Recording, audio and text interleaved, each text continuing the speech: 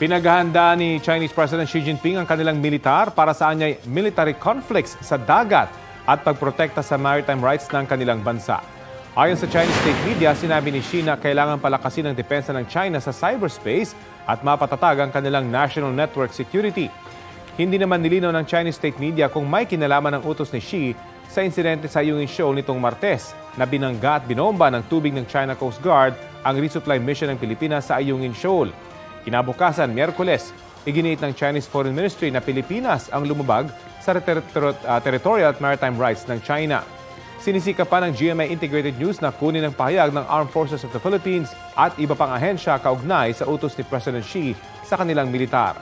Hindi pa rin nililinaw ng gobyerno ng Pilipinas kung may tuturing na military attack ang latest na insidente sa Ayungin Shoal.